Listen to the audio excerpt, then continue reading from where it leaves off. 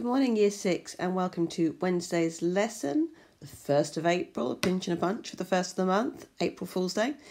So, no fooling around today. We are going to be looking at the mean average, how it's found, and when we choose it. So, the mean as a word has its roots in Old French and Old German. Good Lord, I have made a dreadful spelling mistake there. Hold on, I have got to do that before Miss Smith sees this and goes berserk.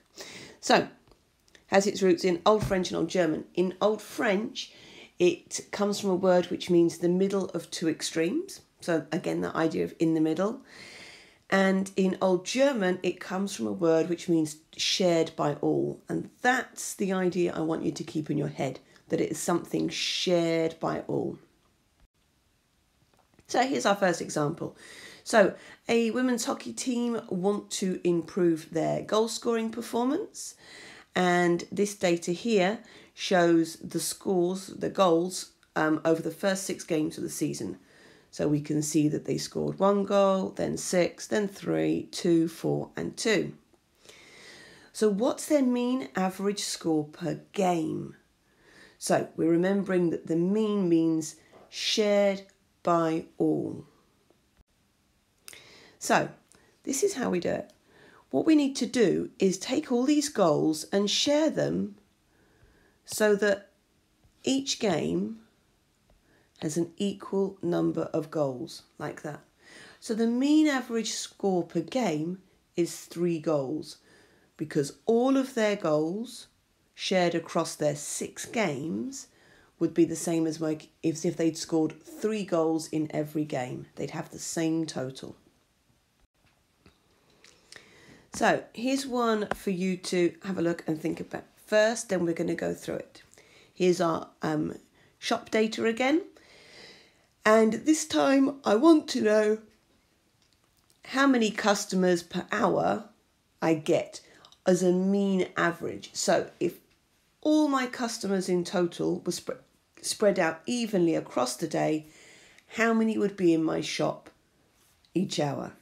And at the bottom here, I've written how many customers there were in each of the hours on the graph. So there are the 2 keys. How many customers in total, and what if they were spread out evenly across all the hours? So there's my number of customers per hour at the top, and I've added them all up, and I had 128 customers altogether. According to the graph, the shop is open from 8 a.m. to 8 p.m, which is 12 hours. So those 128 customers, I want to share them out or spread them equally across the 12 hours. So I need to take my 128 customers and divide them up into 12 groups. And that gives me the unusual number of customers of 10.67. Now, obviously I can't have 2/3 of a customer. It's closer, I do beg your pardon, closer to 11 than to 10. So we're going to round that number up, and I'm going to say the mean average of customers is 11 customers per hour. I would of course have to bear in mind that that would say I had 4 more customers in the end than I had in reality, but it's near enough. It's going to be 10 to 11 customers per hour. So these are the ones I would like you to have a go at. So I've rolled a dice 6 times and I've written down the results of each roll. I want you to tell me what the mean average roll was. So if all those scores were spread across 6 rolls, you're then going to do the same with the data for 8 rolls and the data for 5 rolls. So you're going to come back at the end of the video, or you can pause it now and work that out. And again, we're going to be using an online form for your answers. So just keep a note of your answers and you can fill them in online in a moment.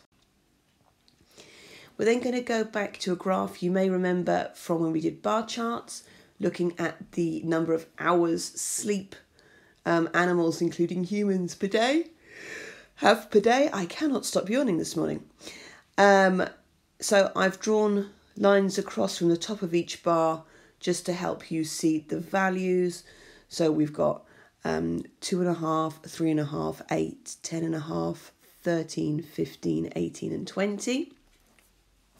So if that was evened out, so all those bars looked the same height, how many hours sleep on average would we need?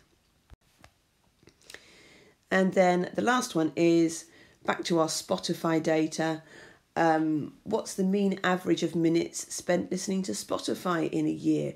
You're probably going to want to use a calculator for this one, but by all means, if you want to do it by hand, go for it. So I'd like you to use the link in the video description below to access the online form, or you just point your phone camera at the QR code on the screen here and you'll get a little pop-up which allows you to access the form, pop your answers in and submit, and I will be able to see whose answers they are and if you've got them right, and then I can get back to you. Okay, fantastic. Have a great day and I will see you tomorrow.